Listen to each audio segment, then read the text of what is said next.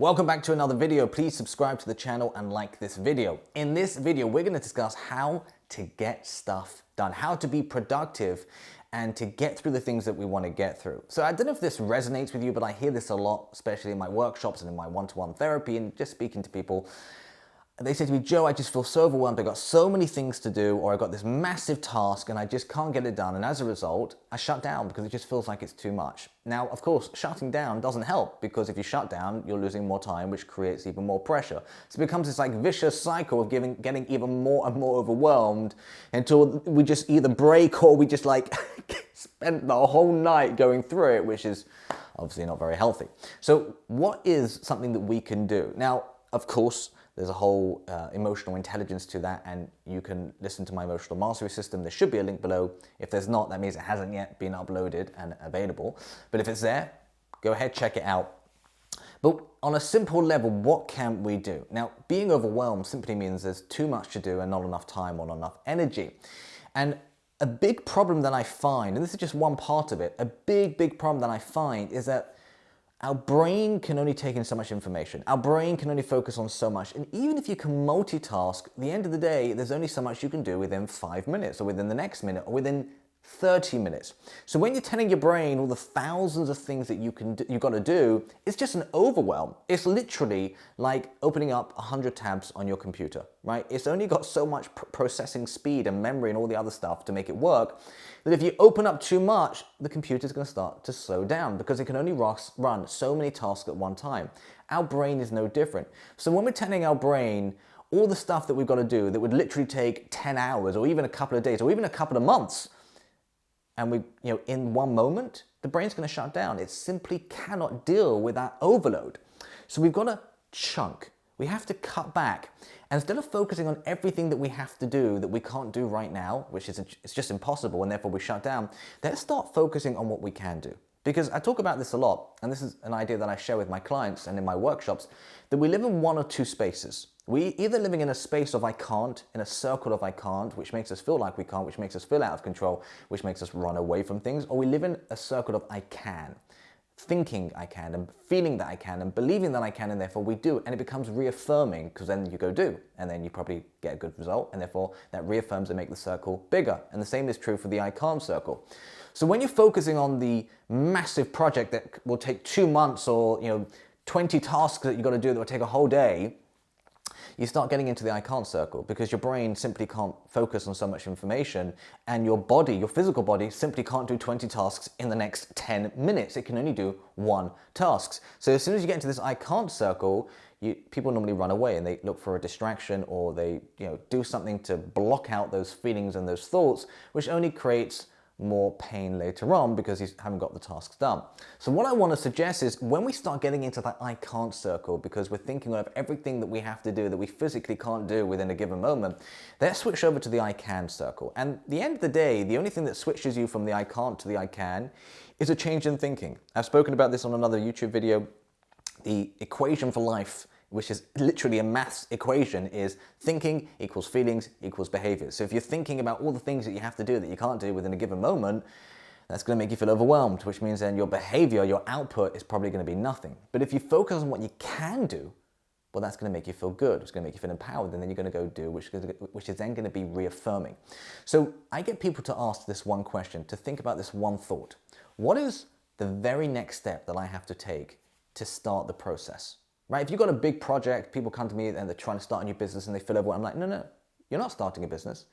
You've got one task to do. What is your first task that you have to do? And it might be coming up with a company name, or it might be opening up a company, or it might be sourcing a product. And I say, can you do that one thing? And they're like, yes, I can. And you start to see, they start to feel energized because they're in the I can circle. But they've been busy focusing on sourcing the product, selling the product, getting a warehouse, I'm like, whoa, that is 20 steps ahead, one step at one time. Let's chunk. Chunking is a great way that allows you to stay in this I can circle and I can thinking and I can feeling, which gets I can behaviors, instead of going to the I can't circle, which just creates more pain. We have to learn to chunk, to cut things and make them doable and achievable instead of focusing on stuff that's out of our control. Let me give you some examples that typically come up. You know, you're trying to clean the whole house.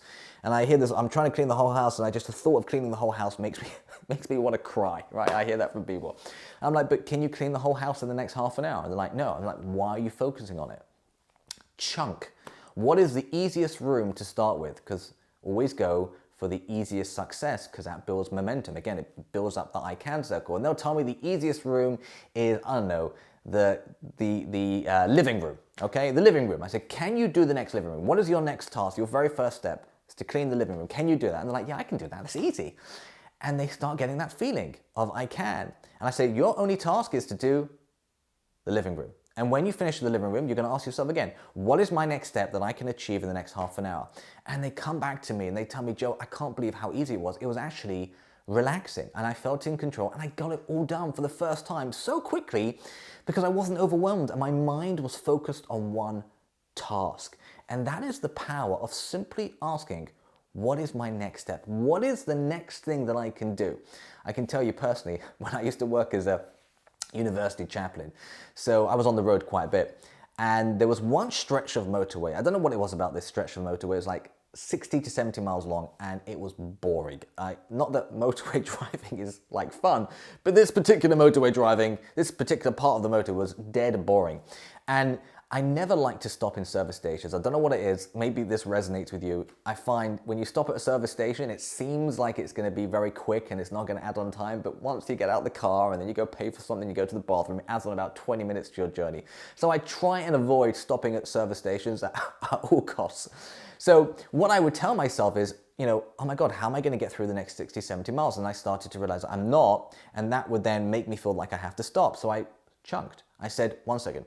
My only goal is to get to the next service station, which is 10, 15 miles away. And I'd get up to the next service station before putting in, a minute before, I'd say, can I get to the next service station? Because that's my only next goal. I don't need to get through in the next 60 miles. I've just got to get through another 10, 15 miles when I could stop. And I'm like, yeah, I could probably do another 10, 15 miles. And then I'd go on, I wouldn't stop. And I'd get to the next service station. And a minute before, I'd say to myself, can I get through another 10, 15 miles to the next service station? And you know what?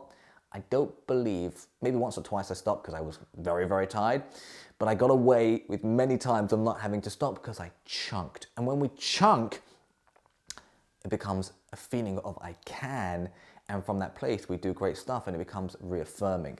I remember one of my first clients was actually depressed because they weren't getting stuff done. Now, part of that reason was they had a low sense of worth and they didn't believe they could achieve.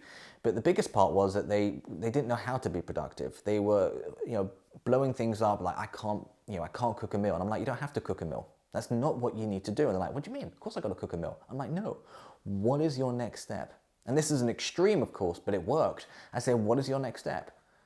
And they said, my next step is, my first step is to find a recipe. I'm like, can you do that? Even with the level of self-worth and self-ability that you believe you have, can you find a recipe? They're like, yeah, I can do that.